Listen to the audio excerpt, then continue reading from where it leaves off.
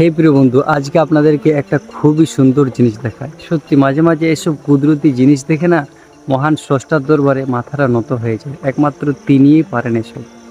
দেখেন আমার পিছনে একটি খেজুর গাছ রয়েছে, একদম হাতের সামনে। আমি চাইলেই সেখান থেকে আমি খেজুর হাত থেকে তুলতে পারবো, নিতে পারবো। দেখেন আপনাদেরকে জিনিসটা দেখাই।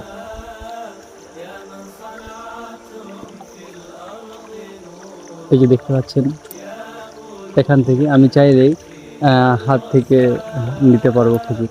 এখানে কেউ কি করেছিল? এখানে গাছটি কেউ লাগিয়েছিল? কেউ লাগায়নি, কেউ হয়তো খেয়ে একটি বীজ এখানে ফেলেছিল। সেইখান থেকে মহান স্রষ্টা এই এত সুন্দর একটি গাছ তৈরি করেছেন। আবার একটি জিনিস আপনাদেরকে দেখা, আপনারা হয়তো আওয়াজটা পাচ্ছেন, আপনারা হয়তো এই পানির আওয়াজটি পাচ্ছেন, তবুও আপনাদেরকে একবার দেখায় কীরকম জায়গায় এই খেজুর গাছটি রয়েছে। এ দেখেন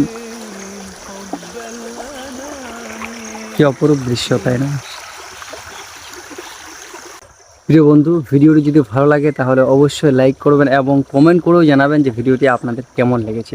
দেখা হবে অন্য ভিডিওতে। ততক্ষণ পর্যন্ত ভালো থাকেন, সুস্থ থাকেন, পরিবারের খেয়াল রাখেন। আসসালামু আলাইকুম রহমতুল্লাহ।